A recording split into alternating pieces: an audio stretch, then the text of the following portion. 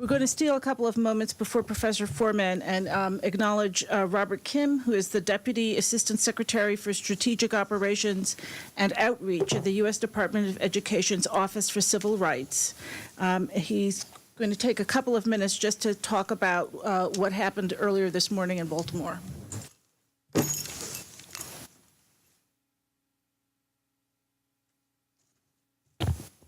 Good afternoon, everybody. Thank you, Randy. Thank you, AFT. Thank you, the Shanker Institute, for inviting us to come here and just talk for a few minutes about today's announcement and the resources that the federal government, the Departments of Justice and Education have provided. Having worked, let me just say that having worked with and on behalf of AFT and NEA members on civil rights and education policy issues, it's nice to be back here to discuss discipline and the release of these resources that I will go through very quickly in just a few seconds here. I would like to say that in fact, it was completely fortuitous that this event is happening with the release of all those materials, but I'd like to say that if anyone could will the zeitgeist and direct that the stars align so that this happens for concurrently, it's Randy and AFT and the Shanker Institute, so it's great to be here.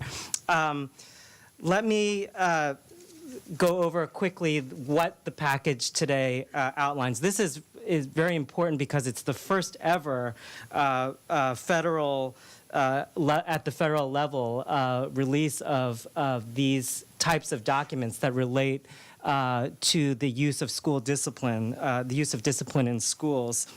There's 5 primary parts to the guidance, to the package today that were released, and they're all available, by the way, on our website at ed.gov/school-discipline. That's ed.gov/school-discipline. So everything that I'm talking about here, you can go right now to the website and access all of these materials. The first is a Dear Colleague letter issued by the departments, my office, the Office for Civil Rights at the Department of Education, and the Department of Justice, that provides information on how public and elementary and secondary school teachers and schools can meet their legal obligations to administer student discipline without discriminating on the basis of race, color, or national origin. So that's the first primary document that I'll just talk about a little bit more in a few seconds. The second is a guiding principles document that is, I think, really important for educators and hopefully useful for educators, that describes 3 key principles and related action steps that can guide efforts to improve school climate and school discipline.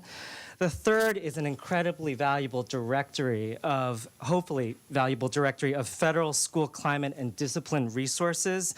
It really, for the first time, indexes the many, many federal resources addressing school climate and school discipline, including all of the technical assistance centers, the webinars available, the various websites, training modules for educators, the research that's been compiled at the federal level to date, and all of the federal guidance. So that third resource, the Directory of Federal School Climate and Discipline Resources, I think is going to be invaluable to educators in particular.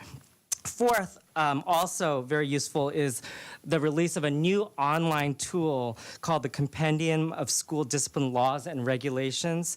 This online tool is going to allow researchers, parents, school teachers to look at all of the 50 states and the District of Columbia and Puerto Rico to learn more about the various laws and regulations related to school discipline, and also to be able to compare those laws and regulations across jurisdictions.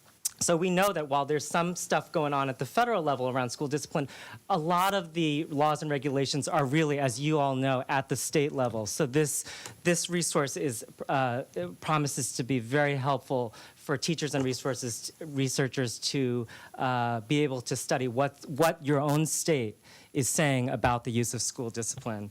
And finally, we have an overview of, we're providing an overview of the Supportive School Discipline Initiative, which, as many of you know, started in 2011. It was a joint collaboration between the Departments of Education and Justice to really get a handle on the issue of school discipline, to gain consensus around it, to drive research, best practices, and training on the issue of school discipline. So there's also that new document also in today's materials. I'll just conclude by saying a couple of things about the Dear Colleague letter that my office issued today with the Department of Justice. I want to say that this is primarily a new legal document to explain how schools and teachers and all school personnel can engage in school discipline without engaging in discriminatory patterns or behaviors. There's a legal, first of all, I just want to say that the document covers recipients, all recipients of federal assistance. This includes all public schools and includes charter schools as well.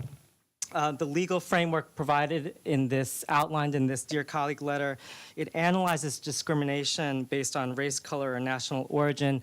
It explains how similarly situated students could be treated differently based on their racial background, but it also not only describes those patterns, but also how facially neutral policies, even if they don't involve different types of treatment between students, could disproportionately impact students of one race more than another race. So you will see in that guidance all kinds of examples that I think are going to be familiar to many of you who work with students day in and day out.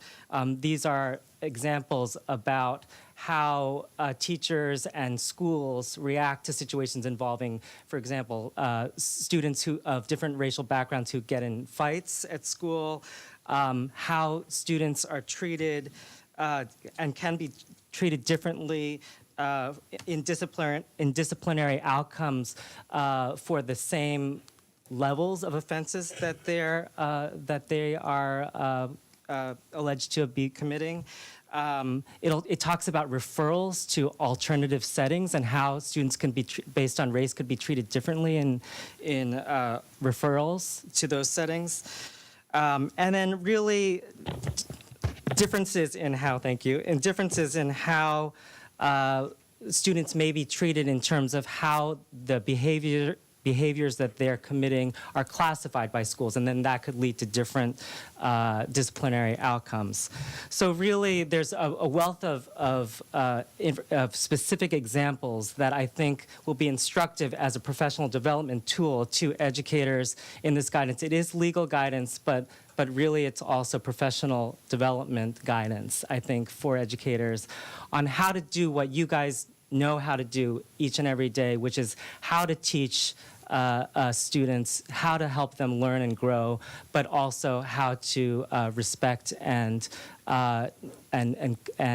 engage in the use of discipline appropriately, and to adhere to these federal civil rights laws. So with that, I will stop. There are lots of more materials available on the website, and you can certainly reach out to us for technical assistance, as well as to the Departments of Education and Justice generally. There are many, many technical assistance centers and offices within our two departments that can provide you more help and resources as you engage in this, on this issue and go about your business of teaching students. So thank you so much for inviting me here, and I look forward to the rest of the panel. Thank you.